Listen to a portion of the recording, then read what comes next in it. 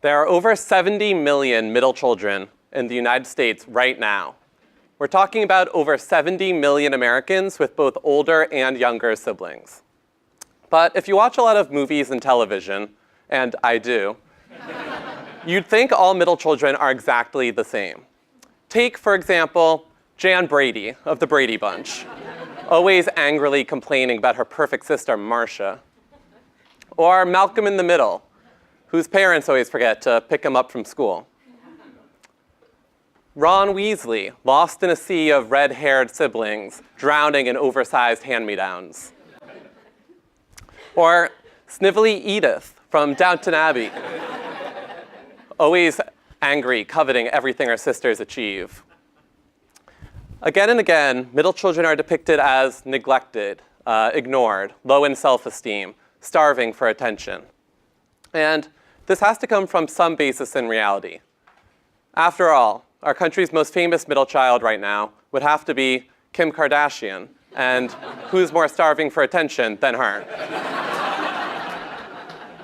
But I'm a middle child, and both my parents are middle children. So I've always been fascinated at where this perception of middle children comes from. Society hands us this view of birth order, this spectrum. You have dominant eldest children on one end, and beloved youngest children on the other. Us middle children are just lost, somewhere in between. But the more I've thought about it, the more wrong I've realized that worldview is. Today, we'll start off by looking at birth order research to understand where this perception of middle children comes from. Then we'll separately analyze the role of older sibling and younger sibling, before finally bringing it all together to try to define what it means to live from the middle, whether you have siblings or not. So let's start with the data. Researchers have done a great job explaining the characteristics of firstborns and lastborns. So who here is the oldest child in their family, a firstborn? Wow. So you guys have it made. You'll earn 1% more income than your younger siblings and have fewer illnesses too. Over 60% of CEOs, Ivy League graduates, and US presidents are firstborn in their family. And as if this wasn't all enough, statistically speaking, your parents take way more photos of you than your younger siblings, so you got a great head start in the Instagram game. Now, who here is the youngest child in their family, the baby? You guys have it pretty good too, I'd say. You got more lenient punishments for the same behavior compared to your siblings. You are more likely to protest for positive social change. And you have the highest self-esteem of any birth order. So congratulations, although apparently you guys do not need the ego boost. So where does that leave us middles? A study out of Cornell talked to mothers and found that regardless of how many children they have, mothers tend to turn to their firstborn child in moments of crisis when they need advice. But they feel the most emotionally connected to their youngest child. Middle children just didn't factor in heavily to their answer to either question. Professor Catherine Salmon ran a similar series of studies. In one, she asked undergraduates, who of all people you know are you closest to? What one person? 64% of firstborn children and 39% of lastborn children named a parent as that one person. Only 10% of middle children did. Middle children have a fundamentally different attachment style to their parents. And it's led researchers to coin the term middle child syndrome, which refers to the tendency of middle children to struggle to find a role for themselves in their family, and as a result, a role for themselves in the world. Middle children have the lowest self-esteem of any birth order, although I'd imagine having a syndrome named after us isn't helping things. So why do I want to speak out on behalf of middle children? Because I think part of the reason middle child syndrome exists is because it's not something we talk about or think about. It's not part of any conversation. I've had discussions with about a dozen middle children the last few weeks, and I've been struck by how difficult it is for us to define our role in our family and how it shaped us, even though we know it did. It comes back to this fundamental question. What does it mean to live from the middle? And I think to understand that, we first need to understand separately the role of older sibling and younger sibling, because they're very, very different. So I grew up looking up to my older brother, Josh. He's 2 years older than me and a classic firstborn. He's ambitious, he's driven, he's high achieving, responsible, a bit neurotic. As a shortcut for my own decision-making process, I used to just copy the things he did, but trying to be not too Jan Brady about it. I would try to define myself by doing the same things as him, but with my own spin, differently, hopefully better. If he played tennis, I played tennis. If he did high school newspaper, I did too. Sometimes we even dressed the same. Having an older sibling gives you something to prove, someone to emulate, but differentiate from. On the other hand, being an older brother to Brett, who's 3 years younger, gave me someone to approve, someone to mentor. Like many youngest children, Brett is artistic and creative. He's an aspiring graphic designer. My mom would often want me to spend more time with Brett growing up, so I play video games with him, never letting him win, of course. I'd teach him how to use a computer program or help him with his math homework, sometimes pretending to be annoyed, but always so happy that someone needed my help and was willing to take it.